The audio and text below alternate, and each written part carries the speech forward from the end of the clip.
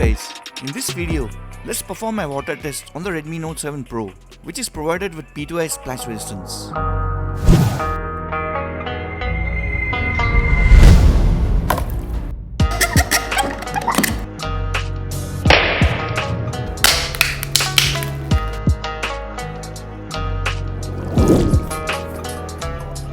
One thing to note is the P2I nano coating technology makes the Redmi Note 7 Pro resistant against splashes only and not against underwater submersion. So how will it handle water accidents with the P2I protection? Continuing the water test and checking the layer of oleophobic coating on this corning glass protection. This oleophobic layer helps in reducing fingerprint smudges and aids the water to roll off in the form of droplets instead of sticking to the glass surface of devices completely lacking this layer.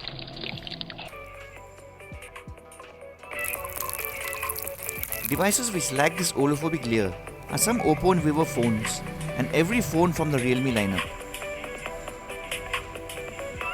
Besides these, most other phones do have this layer, including the Redmi Note 7 Pro.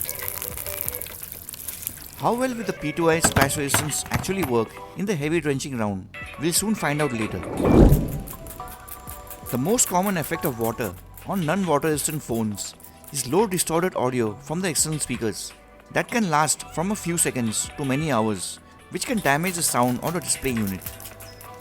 Other than that, there have been instances of the screen going blank for several hours, or the display getting damaged on the Asus Zenfone 5Z due to water seepage issues.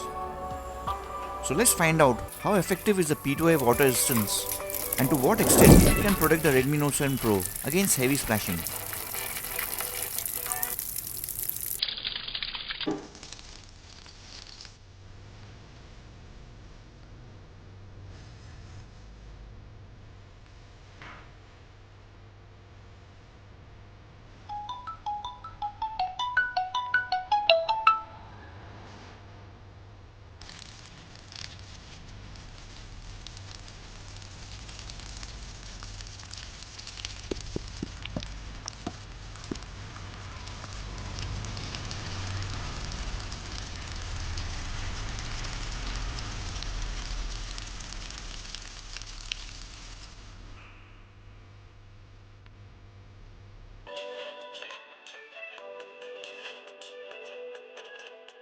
The good news is that the Redmi Note 7 Pro can handle some amount of water abuse, but overexposure will most definitely damage the display unit, since the P2I protection on the Redmi Note 7 Pro seems ineffective against heavy splashing.